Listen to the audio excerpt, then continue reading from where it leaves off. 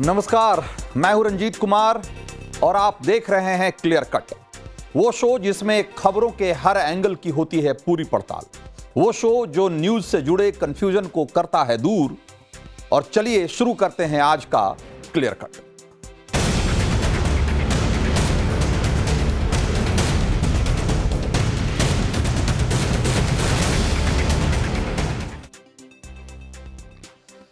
तो मुंबई को यूं ही थोड़े माया नगरी कहते हैं। यहां माया का सागर है साहब। और आप पे जो चारों तरफ सागर जैसा फैला हुआ पानी देख रहे हैं ना, वो भी पानी नहीं है, वो भी माया है। ये मायावी दुनिया है, ऐसी दुनिया जिसके दर्शन हर साल मुंबई वाले कभी जुलाई में तो कभी अगस्त में जरूर करते हैं। बहता हुआ पानी, ठहरा हुआ पानी, सफेद पानी, मटमैला पानी, बारिश में मिक्स नाली का पानी, नाली के पानी में मिक्स बारिश का पानी, बारिश के पानी में मिला समंदर का पानी और समंदर के पानी में मिला बारिश का पानी। न जाने कितने रूप हैं इस पानी के, और सभी रूपों के दर्शन मुंबई में हो रहे हैं। इसलिए तो कह रहा हूं कि यह मायावी दुनिया का चित्र है। विचित्र है लेकिन चित्र है। और आप इस विचित्र चित्र को कैसे देखते हैं, यह सब आपकी कल्पनाशीलता पर निर्भर करता है, इमेजिनेशन पावर पर डिपेंड करता है आपकी। आप इसे महानगर में बाढ़ का कहर कह सकते हैं, आप इसे सरकारी मशीनरी का निकम्मापन कह सकते हैं, आप इसे सरकारों की नाकामी का सर्टिफिकेट कह सकते हैं, लेकिन हुक्मरान यह भी कह सकते हैं कि आप खामखा भावुक हो रहे हैं। यह तो बॉलीवुड वाले शहर में एक छोटा सा रेन का सीक्वेंस है, रेनी सीक्वेंस। इतने उतावले क्यों हुए जा रहे हैं भाई? एक दो दिन की बात है, अभी सीन बदल जाएगा। सब सामान्य, सब नॉर्मल, चिल करिए। और चिल करने के लिए सरकार ने इंतजाम भी कर दिया है, फिर भी आप हैं कि कंप्लेन किए जा रहे हैं। यह तो गलत बात है भाई। आपको सरकार ने बता दिया है कि कल मुंबई में बारिश होने वाली है, पहले ही बता दिया था। घर पर रहिए, पकौड़े खाइए और बारिश का आनंद लीजिए। स्कूल कॉलेज सब बंद कर दिया ताकि आपको बच्चों की भी कोई फिक्र ना हो, कोई चिंता ना रहे कि बच्चा स्कूल गया हुआ है, भाई कैसे आएगा इतनी बारिश में। तो फिर काहे का मचमच, घर पर रहिए और आनंद लीजिए। अब भाई सरकार और बीएमसी भी तो आनंद ही ले रही है ना। 2005 में मुंबई में बहुत भारी बारिश हुई थी, पूरा शहर इससे भी ज्यादा डूब गया था। तस्वीरें दिखा रहा हूं आपको, बड़ी तबाही हुई थी। फिर इसकी जांच हुई, रिपोर्ट तैयार हुई, और फिर प्रोजेक्ट रिपोर्ट तैयार हुआ कि आगे कैसे इस तरह की बाढ़ से मुंबई को बचाया जाए। लेकिन उसके 20 साल बाद भी अगर हर बारिश में मुंबई डूब ही रही है, तो इससे बड़ा सबूत और क्या होगा इस बात का कि सरकार और बॉम्बे म्युनिसिपल कॉरपोरेशन 20 साल से आनंद कर रही है। आनंद ही तो कर रही है, वरना तस्वीर देखिए ना, 2005 और 2025 जस की तस है। और फिर सरकार को मालूम है कि मुंबई की अपनी एक स्पिरिट है भाई। ऐसी छोटी मोटी बातों का तो कोई लोड भी नहीं लेता यहां। देखिए इन साहब को, कैसे वीर तुम बढ़े चलो वाले अंदाज में चले जा रहे हैं। अच्छा हुआ छाता लेकर घर से निकले थे, वरना भीग ही जाते। आप भी हंस रहे होंगे भाई, मैं सीरियस हूं। अभी ये पूरे कहां भीगे हैं, देखिए छाता ने बचा लिया, वरना कमर के नीचे ही भीगे हैं। अभी सिर से भी भीग सकते थे, बीमार पड़ जाते। मुंबई की स्पिरिट खतरे में पड़ जाती।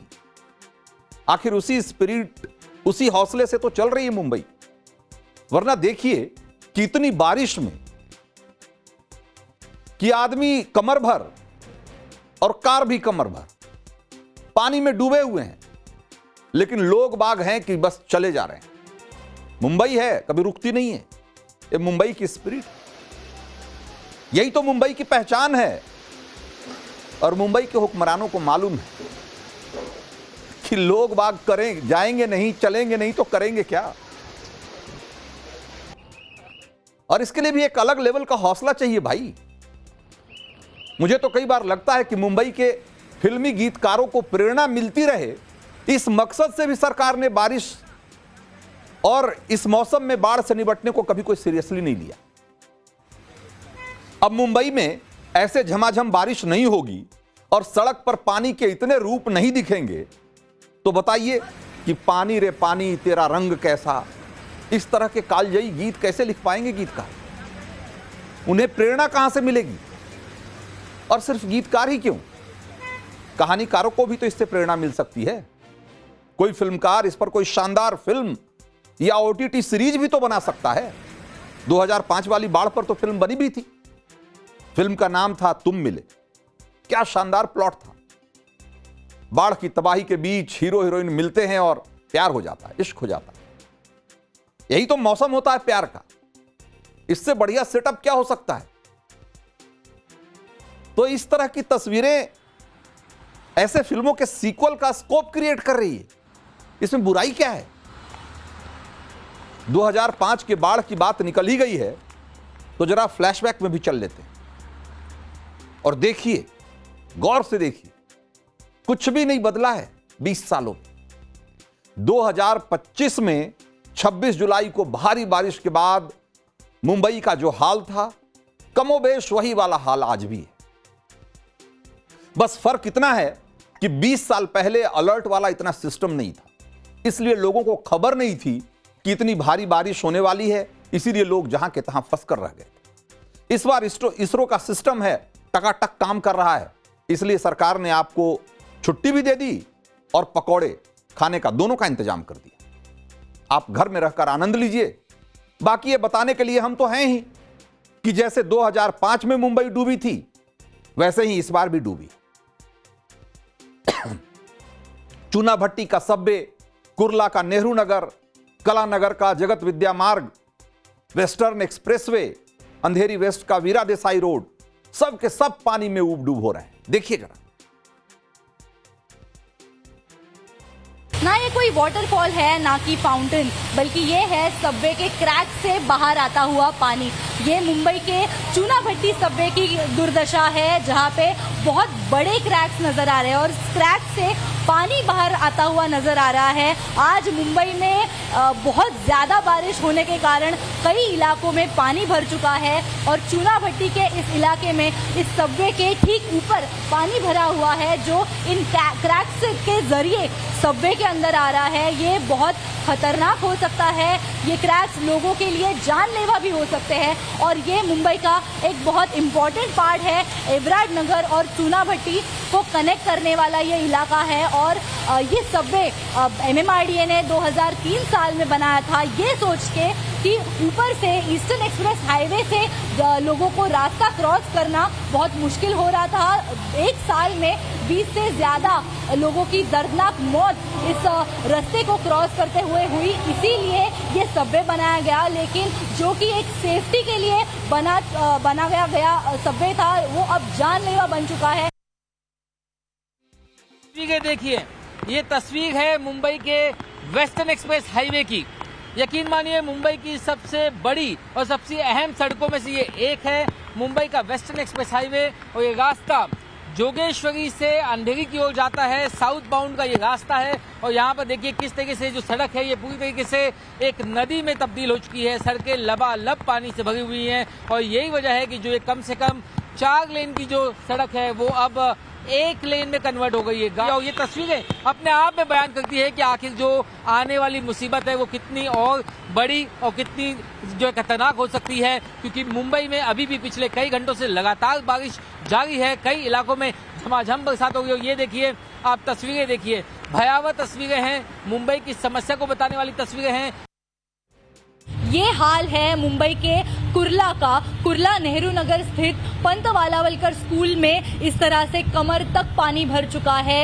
ये स्कूल का ग्राउंड भी पूरी तरह से पानी में बह चुका है और ये स्थिति कुर्ला ईस्ट और वेस्ट दोनों जगह पाई गई है। और आज जो मूसलाधार बारिश मुंबई में हो रही है, पिछले 4 दिनों से इस तरह से बारिश हो रही है, जिसका असर अब मुंबई की लाइफ लाइन पे हो रहा है। मुंबई के लोगों को इन चुनौतियों का सामना करना पड़ रहा है। ये तस्वीरें देखिए किस तरह से पूरा क्लासरूम पानी से भर चुका है। जो भी सामग्री, जो भी सामान यहाँ पे है, बेंचेस, टेबल, सब यहाँ पे भीग चुका है और ये पानी ऊपर चढ़ के वॉल्स तक जाता हुआ नजर आ रहा है। इस कलानगर के जगत विद्या रोड पे मौजूद हूँ, जहाँ पूरी तरह से पानी भर चुका है और लोगों की कमर तक ये पानी पहुँच चुका है। देख सकते हैं किस तरह से लोगों को यहाँ से चलने के लिए कई सारी चुनौतियों का सामना करना पड़ रहा है और ये तस्वीर पिछले 2 दशकों से यहाँ लोगों को फेस करनी पड़ती है। और मैं जहाँ खड़ी हूँ, यहाँ ठीक बगल में एक बृहन मुंबई महापालिका का डी वाटरिंग पंप लगा हुआ है। इसे आवाज जरूर आ रही है, ये मशीन चालू जरूर है, लेकिन ये किसी भी तरह का काम करते हुए नजर नहीं आ रही, क्योंकि डी वाटरिंग पंप यहाँ के जो फ्लड का पानी है, एंटी फ्लड काम करना चाहिए, यहाँ का पानी निकालना चाहिए, लेकिन पूरी तरह से जहां आपकी नजर जाए आप यही देख सकते हो कि पानी कमर तक, घुटनों के ऊपर तक जा चुका है।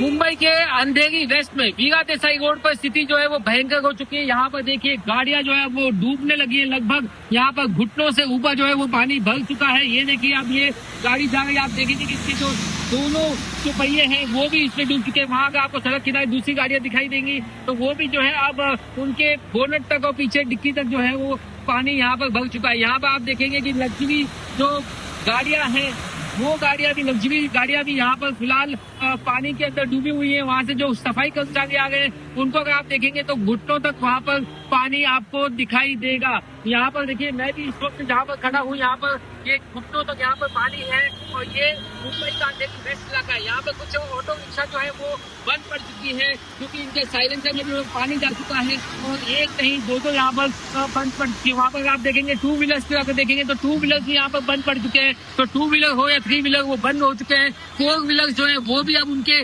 बोनट तक पानी आने लग गया है, इतना ज्यादा यहाँ पर पानी है। ये तस्वीरें मुंबई के शहर के बीचों बीच की है। अंधेरी वेस्ट एक पॉश इलाका माना जाता है। यहाँ के जो मकान है, इन मकानों की कीमत करोड़ों में आती जाती है। कम से कम 5 से 10 करोड़ रुपए के यहाँ के जो फ्लैट है वो यहाँ की इसकी शुरुआत होती है और उसके बाद यहाँ पर हालात ये है कि अगर आप अपने मकान से बाहर निकले तो आप कहीं जा नहीं सकते क्योंकि यहाँ पर घुटनों तक पानी भरा हुआ है। तो बीएमसी जो लगातार दावे करते आई है कि उन्होंने मानसून से पहले की तैयारियां कर ली हैं, उनके तमाम दावों की पोल जो है वो यहाँ पर खुल जाती है। हाई टाइड का भी समय है, समंदर में ऊंची लहरें उठ गई है और ये भी एक वजह है कि इस वक्त जब बरसात लगातार हो गई तो यहाँ पर जल जमाव की स्थिति पैदा हो गई है। तस्वीरें जो है वो काफी भयावह नजर आ गई है। वीडियो जर्नलिस्ट सुरेश साहिल के साथ राकेश त्रिवेदी, मुंबई टाइम्स नाउ, 9 भाग। तो इन तस्वीरों को देखकर तो ऐसा लगता है कि जैसे नहीं बदलने का नाम ही मुंबई है। सिर्फ 20 साल क्यों, हमारे हाथ तो एक 93 साल पुराना वीडियो लगा है मुंबई का, देख लीजिएगा तो आपको समझ में आ जाएगा कि साल 1932 का जो वीडियो बताया जा रहा है उस वीडियो और 2005 और 2025 के वीडियो में कोई फर्क नहीं। आज से 93 साल पहले भी मुंबई बारिश में जलमग्न हो जाती थी और आज भी हो जाती। क्या बदला? कुछ भी तो नहीं बदला और बदलेगी भी कैसे भाई।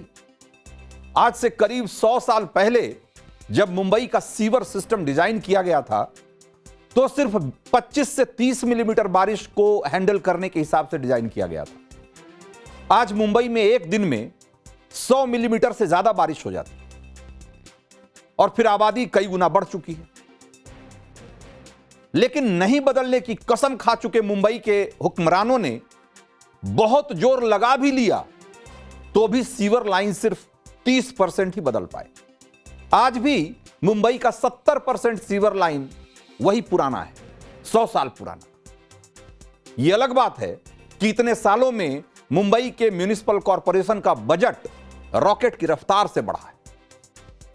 पिछले 20 सालों का ही आंकड़ा आप देख लीजिए जरा। आपको मैं 2005 की उस आपदा की तस्वीर मैंने दिखाई। उस साल बृहन मुंबई महानगर पालिका यानी कि बीएमसी का बजट था 5,937 करोड़ रुपए, यानी कि करीब करीब 6,000 करोड़ रुपए। पिछले 20 सालों में वो बढ़कर कितनी हो गई आपको पता है? 2025-26 तक वो बढ़कर 74,427 करोड़ से ज्यादा हो चुकी है। 74,000 करोड़, 6,000 करोड़ से 74,427 करोड़, यानी 20 साल में 1153% की बढ़ोतरी है, 1150%। बीएमसी का इस साल का बजट कितना ज्यादा है, इसे आप ऐसे देखेंगे तो और बेहतर समझ पाएंगे। इस साल बीएमसी का बजट दुनिया के करीब 50 देशों की जीडीपी से भी ज्यादा है। दुनिया में 50 देश ऐसे हैं करीब जिनकी जीडीपी इतनी नहीं है भाई जितनी बीएमसी की है। मतलब मालदीव, फिजी, लाइबेरिया, भूटान, ऐसे छोटे बड़े 50 देश होंगे जिनकी जीडीपी इतनी नहीं है। इतना पैसा नहीं है उनके पास जितना अकेले मुंबई संभालने वाले बीएमसी के पास है। फिर भी मुंबई की हालत ऐसी है तो अब आप खुद सोचिए कि किसका गिरेबान पकड़ना हो।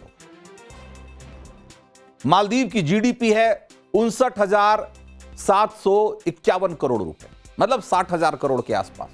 जीडीपी का हमने बताया ही 75,000 करोड़। फिजी, बड़ी संख्या में यहां भी रहते हैं हिंदुस्तानी, 48,168 करोड़ रुपए जीडीपी है। लाइबेरिया 39,438 करोड़। भूटान आपका पड़ोसी है, छोटा सा देश है लेकिन मुंबई से तो बड़ा ही होगा।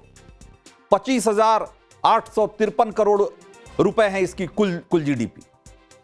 और अपने बीएमसी का बजट है 74,427 करोड़। बजट है इतना, जीडीपी नहीं कह रहा हूं, बजट और जीडीपी में बहुत अंतर होता है। बजट का मतलब सालाना बजट, साल में इतना पैसा खर्च कर सकते हैं आप। जीडीपी तो बहुत सारी चीजों का जोड़ होता है। तो आप सोचिए कि क्या हालत है। मुंबई में के हुक्मरान और मुंबई को चलाने वाली बीएमसी और वहां की सत्ता में बैठने वाली सरकारों ने पिछले 20 सालों में क्या किया है। इतना पैसा होने के बावजूद मुंबई की आज यह हालत हो रखी। एक और बड़ी वजह है, समंदर किनारे हाई टाइड से यह ड्रेनेज सिस्टम बुरी तरीके से प्रभावित होता है। वैसे मुंबई के मर्ज को लोग समंदर के मत्थे आसानी से मढ़ देते हैं। उनके पास एक बहुत बड़ा स्केप रूट है। जब भी मुंबई में ऐसी बारिश होती है वो कहते हैं भाई हाई टाइड की वजह से हम क्या कर सकते हैं। समंदर में हाई टाइड आने पर समुद्र के पास जो ड्रेनेज सिस्टम का दरवाजा होता है, जो गेट है, उसको बंद कर दिया जाता है कि ताकि समंदर का पानी शहर में ना घुस जाए। और ये बंद करने की वजह से अगर निचले इलाकों में या मुंबई में बारिश का मौसम है, बारिश उसी समय हो रही है, तो जो निचला इलाका है वहां से बारिश का पानी बाहर नहीं निकल पाता, समंदर में नहीं जा पाता और वहां फ्लडिंग हो जाती। यह कहना बहुत आसान है और बहुत आसान एक तरीके से बहाना है कि अपनी सारी नाकामी को समंदर के मत्थे और बारिश के मत्थे मढ़ दो। लेकिन सच तो यह है कि इन सब परिस्थितियों से मुंबई को बचाने के लिए बेहतर टाउन प्लानिंग की जरूरत है। और जब तक ऐसा नहीं होगा तब तक हर साल मुंबई बरसात के पानी में इसी तरीके से डुबकी लगाती रहेगी। इसका एक उदाहरण सिंगापुर भी है भाई, वो भी समंदर के किनारे है। दुनिया के बहुत सारे बड़े बड़े शहर समंदर के किनारे ही हैं, लेकिन सिंगापुर ने अपने ड्रेनेज सिस्टम को सुधारने के लिए पिछले 30 सालों में करीब 10,000 करोड़ रुपए खर्च किए। कोई बहुत बड़ी रकम नहीं है मुंबई के लिए, लेकिन सिंगापुर में ड्रेनेज सिस्टम के सिर्फ सुधार की वजह से आज 98% इलाके जो कि पानी में डूब जाया करते थे, ऐसे 98% इलाके कम हो गए। मुंबई को भी ऐसे बेहतर प्लानिंग और ज्यादा बेहतर एग्जीक्यूशन की जरूरत है। 2004 में देश के तत्कालीन प्रधानमंत्री मनमोहन सिंह, महाराष्ट्र के तब के मुख्यमंत्री विलासराव देशमुख, इतने बड़े बड़े लोगों ने मुंबई को शंघाई बनाने की बात कही थी। उस टाइम अगर हाथों हाथ मोबाइल होता तो लोग फौरन शंघाई के बारे में सर्च करने लग जाते। लेकिन छोड़िए, आज ही शंघाई सर्च करके देख लीजिए और देख लीजिए कि पिछले 20 साल में शंघाई क्या से क्या हो गया है। और मुंबई कैसे उसी इमेज में, उसी सपने में आज भी फंसी हो। आज शंघाई एक मॉडर्न सिटी का जीता जागता नमूना है। शंघाई के पास एडवांस ड्रेनेज सिस्टम है, हाई स्पीड रेल है और फ्लडिंग तो खैर नहीं के बराबर है। मुंबई के पास क्या है? कहने के लिए कह सकते हैं पैसा है, सपना है, बॉलीवुड है, लेकिन ये सपना शंघाई बनाने का सपना है, आज भी सपना है, वो सपना साकार नहीं हुआ है। यहां की मीठी नदी, दहिसर, पोईसर, ओशिवारा, ऐसी छोटी बड़ी जो नदियां थी, जो बारिश के पानी को एक तरीके से सदियों से शहर से बाहर निकालने का नेचुरल एक रास्ता हुआ करती थी, उनकी कचड़े में दबकर पता नहीं कब मौत हो चुकी। और इन नदियों को फिर से जिंदा करने की कोशिश के नाम पर घोटाले होते रहे। वैसे शंघाई जैसी तरक्की की रफ्तार मुंबई में ना रही और पता नहीं होगी भी कि नहीं। लेकिन आप ये जानकर हैरान हो जाएंगे कि एक मामले में मुंबई शंघाई से बहुत आगे है। दुनिया के ऐसे 10 शहर जहां पर कि सबसे ज्यादा अरबपति रहते हैं, अगर इसकी लिस्ट निकालेंगे ना तो उस लिस्ट में मुंबई 6ठे नंबर पर है। यहां 67 अरबपति रहते हैं, 67, और शंघाई इस सूची में 9वें नंबर पे, वहां 58 अरबपति रहते हैं। तो इस लिस्ट को ऐसे मत देखिए कि मुंबई अमीरी में आगे है। अमीर तो बीएमसी भी है, लेकिन हालात क्या है वो आप देख ही रहे हैं। इसे ऐसे देखिए कि मुंबई की कारोबारी संभावनाओं में कुछ लोगों ने अपनी मेहनत से अमीरी हासिल की, लेकिन जिस रफ्तार से शहर के बाशिंदे बढ़े, उस रफ्तार से शहर नहीं बढ़ा। इस शहर को बसाने और बनाने वाले लोग, उनके पास वो विजन नहीं था, वो राजनीतिक इच्छा शक्ति नहीं थी कि वो उसे इस तरीके से बदल पाते। और इसे बदकिस्मती कहिए या सिस्टम का फेलियर, पैसा भी मुंबई की तस्वीर नहीं बदल पा रहा। शायद मायावी दुनिया में इच्छा शक्ति भी एक मायावी ख्वाब बनकर रह गई है। और अब तो लगता है कि 1956 में मजरू सुल्तानपुरी ने बहुत सोच समझकर ही लिखा था कि यह दिल है मुश्किल जीना यहां, जरा हटके जरा बचके, यह बॉम्बे मेरी जान। बॉम्बे मुंबई बन गई, किस्मत नहीं बदली।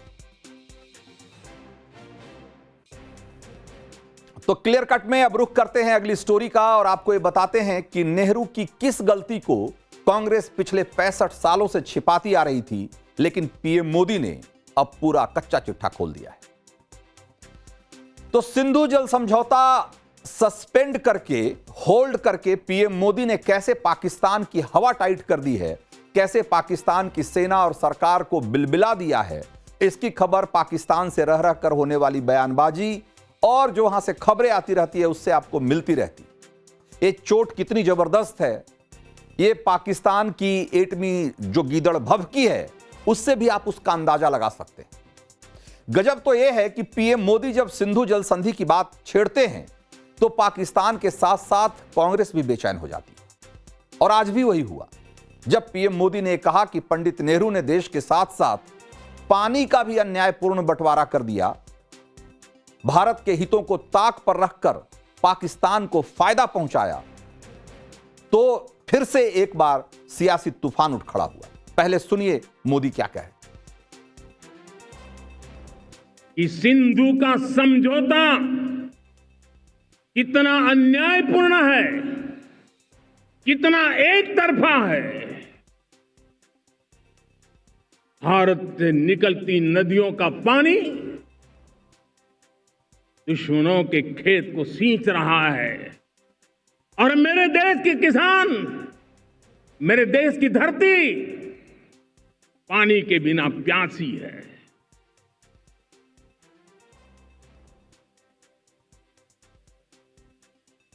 यह ऐसा समझौता था जिसने पिछले 7 दशक से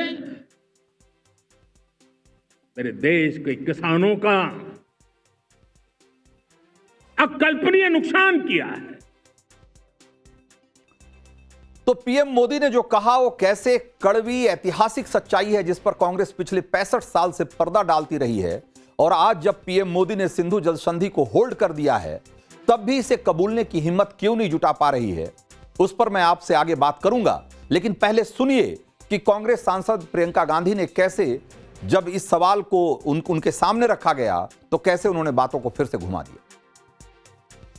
ये सब चीजें, जितने भी सवाल उठाए हैं राहुल जी ने, उनका जवाब दे नहीं पा रहे हैं। इसलिए पहले तो नेहरू जी की बात करेंगे, इंदिरा जी की बात करेंगे, अफिडेविट की बात करेंगे, शपथ की बात करेंगे। जो मुद्दे उठाए उनका जवाब देना। तो सिंधु जल समझौते के मुद्दे को प्रियंका बातों में क्यों घुमाना चाहती है, ये इसको समझिए। क्योंकि वो नहीं चाहती कि देश में मैसेज जाए कि 60 के दशक में पंडित नेहरू ने सिंधु जल संधि वाला जो बड़ा गड्ढा खोदा था, पीएम मोदी ने उसे एक झटके में भर दिया। इस मैसेज से कांग्रेस का सियासी नुकसान है। असल पंडित नेहरू की तानाशाही वाली वो छवि सामने आ जाती है, जो बताती है कि सिंधु जल संधि को लेकर पंडित नेहरू ने देश की संसद को भरोसे तक में नहीं लिया। संसद तो छोड़िए, अपने मंत्रिमंडल को भी भरोसे में नहीं लिया। सब कुछ जानते बूझते और भारत के किसानों के हितों को दरकिनार करते हुए उन्होंने संधि किया और पाकिस्तान को ऐसा फायदा पहुंचाया जिसे खुद कांग्रेस के सांसद अन्यायपूर्ण कह रहे थे। आप जानकर हैरान हो जाएंगे कि सिंधु जल समझौते पर संसद में चर्चा को टालने की कोशिश की गई। विपक्ष के सवालों को यह कहकर हवा में उड़ा दिया गया कि उनकी सोच संकीर्ण है और नेहरू ने जो फैसला लिया है उसका महत्व, उसकी अहमियत की समझ उनमें है ही नहीं। पंडित नेहरू को आखिर भारत के हितों के खिलाफ जाकर सिंधु जल समझौता करवाने की जिद उनके भीतर क्यों थी? क्या अमेरिकी राष्ट्रपति ट्रंप की तरह उन्होंने भी नोबेल पुरस्कार पाने का सपना पाल रखा था? ये सारे सवाल खड़े किए जा रहे हैं आज। इसके लिए, लेकिन इसको समझने के लिए आपको थोड़ा बैकग्राउंड में जाना जरूरी है आपके लिए। तो 1947 में धर्म के आधार पर भारत का बंटवारा हुआ। देश ने भयानक खून खराबा देखा। 10 लाख बेगुनाह दरबदर हो गए, कत्ल कर दिए गए। यह नफरत इतनी थी कि पाकिस्तान के कायदे आजम बनकर गए जिन्ना ने कहा कि हम हिंदुओं के पानी से पाकिस्तान की धरती की सिंचाई नहीं करेंगे। यहां बात सिंधु और उसकी सहायक नदियों की थी, जो जम्मू कश्मीर और पंजाब से होकर बहती थी। तब भारत को हेकड़ी दिखा रहे पाकिस्तान ने यहां तक कह दिया कि भारत उन नदियों का पानी रोक ले जो बहकर पाकिस्तान में आती है। यह उस पाकिस्तान की बोली थी जिसने आजादी के बाद धोखे से पीओके पर हमला बोला था और उसे कब्जे में ले लिया था और भारत को चोट पहुंचाने की फिराक में हमेशा लगा रहता था। सिंधु और उसकी 5 सहायक नदियां रावी, चिनाब, झेलम, ब्यास और सतलज जम्मू कश्मीर से लेकर पंजाब, हरियाणा और राजस्थान तक पीने के पानी से लेकर फसलों की सिंचाई के लिए बहुत महत्वपूर्ण थी। जम्मू कश्मीर तो के सेव से लेकर और केसर तक की पैदावार इसकी वजह से हो रही और इसीलिए आजादी के बाद जम्मू कश्मीर में इनके पानी के लिए नहरों की मांग उठ रही थी। किसान सरकार से इस दिशा में तेजी से कदम उठाने की मांग कर रहे थे। जिस सिंधु और उसकी सहायक नदियों का पानी लेने से पाकिस्तान इनकार कर रहा था, पंडित नेहरू ने क्यों उसे पाकिस्तान से बेवजह दरियादिली दिखाते हुए उसको ये पानी दिया? यह बात एक बारगी आज भी लोगों को चौंकाती। पंडित नेहरू ने 1960 में पाकिस्तान के कराची शहर में जाकर सिंधु जल समझौते पर साइन किया और इस समझौते के जरिए सिंधु नदी का 80% पानी पाकिस्तान के हवाले कर दिया गया। जल विशेषज्ञों की जो सलाह थी उसको दरकिनार करते हुए पंडित नेहरू ने पाकिस्तान की लगभग सभी शर्तों को स्वीकार कर लिया और इस शर्त पर भी साइन कर दिया कि इस समझौते में कभी कोई बदलाव नहीं किया जाएगा, जबकि ऐसी शर्त किसी संधि में कभी हो ही नहीं सकती। नेहरू यहां तक मान गए कि नदियों पर बने बांधों की गाद भी पाकिस्तान से पूछे बिना नहीं हटाई जाएगी। आप सोचिए। आपको बता दूं कि साल 1951-52 में भारत के कई हिस्सों में सूखा पड़ा था। जम्मू कश्मीर के जम्मू क्षेत्र में भी इसका बहुत बड़ा प्रभाव था और इस दौरान गेहूं और धान की फसलों को भारी नुकसान हुआ था क्योंकि सिंचाई सुविधाएं बहुत कम थी। 1957-58 में भी जम्मू कश्मीर ने बहुत बड़ा सूखा झेला। कम वर्षा और सीमित नहर सुविधाओं के कारण किसानों को पानी की किल्लत हुई, बड़े पैमाने पर फसल चौपट हुई और इस सच्चाई को भी पंडित नेहरू सिंधु जल समझौते के वक्त शायद भूल गए। उसके 2 ही साल बाद 1960 में उन्होंने भारत में नहरों का जाल बिछाने की बजाय 83 करोड़ रुपए देकर और सिंधु जल समझौते पर दस्तखत करके पाकिस्तान की किस्मत बदलने का एक तरीके से उन्होंने कार्यक्रम शुरू किया। भारत का जो होना हो सो हो। इस तरह से सन 1950, 55 और 1959 में भी जम्मू कश्मीर में झेलम और चिनाब की बाढ़ ने बड़े पैमाने पर तबाही भी मचाई थी। तो कभी सूखा और कभी बाढ़। 1959 की बाढ़ तो कश्मीर घाटी की सबसे विनाशकारी बाढ़ मानी जाती है। और आप सोचिए कि भाई जिन नदियों में इस तरीके से पानी कभी बाढ़ के रूप में और कभी उस इलाके में ऐसा सूखा पड़ता हो, वहां उन नदियों पर बांध बनाकर उसके पानी को रेगुलेट करने की जरूरत कितनी ज्यादा थी। लेकिन इन सारी प्राथमिकताओं को दरकिनार करते हुए नेहरू ने सिंधु जल समझौते पर दस्तखत करना ज्यादा जरूरी समझा। पीएम मोदी ने आज उसी की याद दिलाई और कहा कि सिंधु समझौता अन्यायपूर्ण था, जहां भारतीय किसानों का हक मारकर पाकिस्तान को फायदा दिया गया। यह बात दबी रहे, इसीलिए कांग्रेस सिंधु जल समझौते पर बात करने से हमेशा कन्नी कटाती। उनको फिक्र थी पाकिस्तानी पंजाब, उनको फिक्र जम्मू एंड कश्मीर के किसानों की नहीं थी। उनको फिक्र राजस्थान के किसानों की नहीं थी। उनको फिक्र हिमाचल पर नहीं थी। उनका कहना था कि संसद का ना हक है कि कितना पानी जाए ना कितना पैसा जाए। और सर जो वो कहते हैं कि हमने शांति, ये शांति की कीमत थी, नहीं सर, ये तुष्टीकरण की कीमत थी।